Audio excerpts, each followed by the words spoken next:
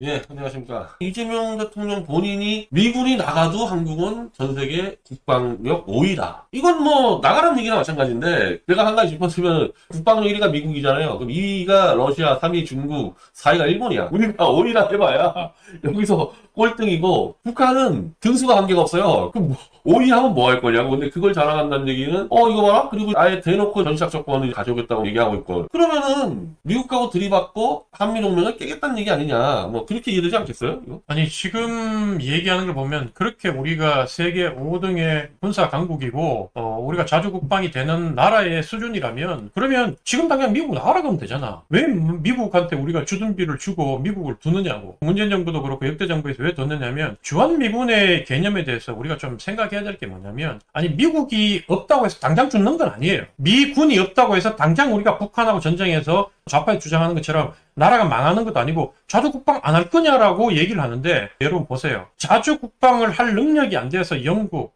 프랑스, 독일 이런 나라들이 나토를 중심으로 집단 안보를 하느냐. 그 나라들이 그렇게 하는 이유가 우리가 지금 국방비를 예산에 3%가 안 넘는 걸로 알고 있거든. 2점 몇 프로를 쓰고 있는데, 이게 우리가 가성비란 얘기도 하잖아요. 우리가 국방비 같은 경우에는 그냥 쓰고 없애는 거야. 이게 국방을 튼튼해가지고 다른 나라를 침략해서 영토를 확장하고 자원을 빼들어올 수 있다면 이것도 투자의 개념이지만, 이거는 그냥 1년에 쓰고 없애는 거야. 국방비를 안 쓰고 그 돈을 다른 데 돌리면 제일 좋아. 과학 예산에 투자하고 다른 데 창의적인 예술에 투자해서 돈 벌면 얼마나 좋아. 근데 국방을 지키지 않으면 한 방에 나라가 거들나가고 끝나버린다 이거예요. 그거기 때문에 국방비 투자를 하는 건데, 중요한 거는 미군이 빠지고 나면 제가 봤을 땐 적어도 현재 국방비 65조 원 정도 쓰는데, 이 65조 원의 2배 수준을 적어도 10년 정도는 투자를 해야, 그래야지 주한미군의 역할을 절반 정도는 채울 수 있을까? 여러분, 좋은 미사일을 갖고 있고 좋은 탱크를 갖고 있으면 뭐해? 봐야 될 거 아니야. 북한이 움직이는 걸 봐야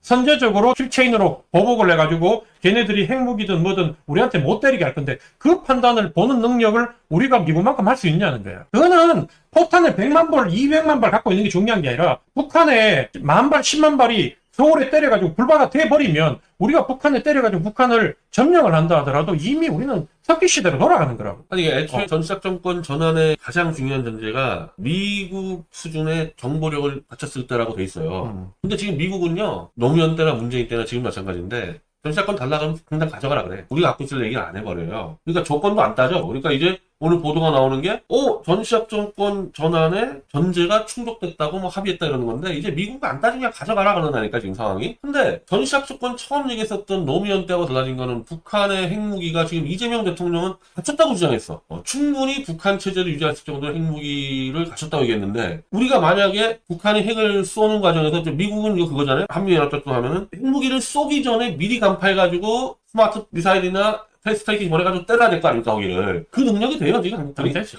안 돼. 핵심이 그거 아닙니까? 핵무기 쏘기 전에 잡아야 될 거 아니냐고. 우리가 그게 없는데 뭘 자주국방이며 전시작전권이며 주한미군 철수 얘기하냐. 김정은이는 지만 죽지 않으면 자기 인민 다 죽여도 신경 안 쓸 놈이거든. 김정은이 같은 경우에 지금 지하 벙커 500m를 파놨다잖아요. 벙커버스터 미국이 갖고 있는 거는 60m 정도 땅을 파고들가 터지고, 한국은 한 100m 정도 간다는데, 현무5가. 그러니까 우리 전문가들은 그 지역을 5발을 계속 연달아 맞춰가지고 구멍을 계속 뚫어가지고 들어간다는데, 사실 김정은이가 그러면 그 500m 밑에 계속 숨어 있겠나? 자리를 또 안 옮기겠어요? 거기에 대한 대비를 안 하겠냐고. 그 와중에 우리가 5발 때려가지고 김정은이가 있는 벙커 뚫을 동안 걔들은 핵무기를 몇 발 쏠 거야. 그거를 생각해보라는 거야. 그런 부분에 대한 생각 없이, 아니, 좌파들이 늘 주장한 게 그거잖아. 북한에다가 지금 무인기 한번, 그것도 북한 애들이 서울 상공을 용산 대통령실까지 휘젓고 다닌 거에 대한 보복으로 우리가 테스트를 한 걸 갖다가 우리가 보냈다고 여적죄로 지금 처벌한다고 하는 놈들인데, 지금 그 상황을 보고 난 진짜 분노를 하는데,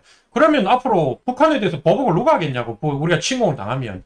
그런 상황인데 애들이 늘 평화 얘기했는데, 지금 주한미군이 철수하고 나면 지들이 주장하는 평화에 대한 상태가 현저하게 무너지고, 우리가 이긴다 하더라도 우리 지역의 곳곳에서 인명피해, 재산상의 손실을 엄청나게 보고 난 뒤에 전쟁이 종결될 건데, 거기에 대한 북한이 그런 시도를 할 수 있는 유혹을 제공하는데, 그거에 대해서는 왜 한 말도 안 하냐고. 과거에 자기들이 했는 말하고 못 쓰면 되잖아요. 우리가 지금 갖고 있다 하더라도 미군의 그 전력을 얹어서 압도적인 무력으로 아예 도발할 엄두를 못 내게 만들어야 되는데, 미군이 빠지고 나면 한번 도발해볼까 이럴 거 아니야. 한국의 소파 조약 자체에는 한국을 누가 침범했을 때 자동 개입 조항은 없는데, 나는 이게 교묘하게 전시작 정권을 미군이 갖게 되다 보니까 전쟁이